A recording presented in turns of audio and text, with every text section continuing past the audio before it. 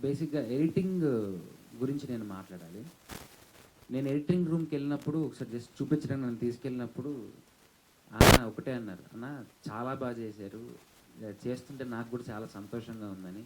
మీరు చేసిన కట్స్ చూసిన తర్వాత సినిమా చేసిన రేంజ్‌లో ఫీల్‌లోనే ఉంది సార్. నిజంగా అంటే thank you so much. Normal budget cinema చూసాను అని ఎవ్వరికీ రాదండి. నిజంగా లావిష్‌గా చేశారు. అండ్ నేను చెప్పాలనిపించట్లేదు కానీ చెప్పక తప్పట్లేదు. ఇందాక వాడు చెవులో వచ్చి చెప్పాడు కాబట్టి టేస్టీ తేజ.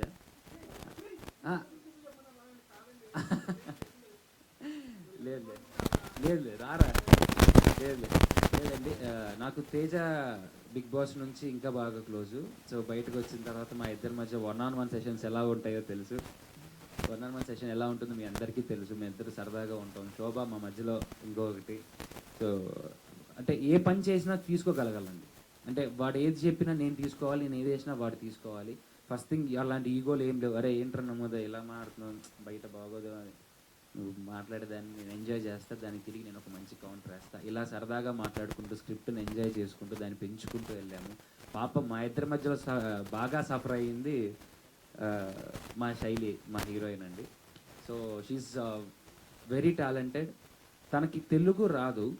ఇంగ్లీష్లో ఉన్న పేపర్ని మీరు ఇంగ్లీష్లో ఉన్న పేపర్ని మేము షార్ట్ చేసేటప్పుడు తన వెనకలు చేరేసుకొని కూర్చొని తను చదువుకుంటా ఉంది. మీరు లిప్ చూస్తే తెలుగులోనే లిప్ ఇచ్చింది. తను డబ్బింగ్ వేరే వాళ్ళు చెప్పారు కానీ తను నేర్చుకుంది, ప్రతిదీ నేర్చుకుంది. సాంగ్ లిప్ కూడా నేర్చుకుంది. నెక్స్ట్ ఇప్పుడు రాబోతున్న సాంగ్ ఒకటి ఉంటుంది, రొమాంటిక్ సాంగ్, లవ్ సాంగ్ ఒకటి సమీరా గారు పాడారు. చాలా బాగా చేసింది. అండ్ క్లైమాక్స్లో అసలు తన విశ్వరూపం ఏంటంటే మీరు చూస్తారు ఎలా ఉండబోతుందని. And wonderful costar. నిజంగా నువ్వు త్వరలోనే ఇంకా తెలుగు నేర్చుకొని ఎన్నో తెలుగు సినిమాలు చేయాలి అని మనస్ఫూర్తిగా కోరుకుంటున్నాను. అండ్ మహేష్ విట్ట కానీ, జేడీవి గారు కానీ, మిర్చి కిరణ్ గారు కానీ, ఆకెళ్ళ గారు కానీ, మేమందరం సంతోషంగా ఎంజాయ్ చేస్తూ చేసిన సినిమా ఇది ప్రతి ఒక్కటి. సో అంటే మాకు దీంట్లో నేను సుమతి శతకంలో అమర్దీప్ హీరో అనే దానికన్నా ఇందులో అన్ని పాత్రలు హీరోనండి. అన్ని పాత్రలు కలిస్తేనే సుమతి శతకం అయింది తప్ప నేను ఒక్కని కనిపిస్తే సుమతి శతకం అవ్వలేదండి. అది మీరు సినిమా చూశాక మీరా చెప్తారు.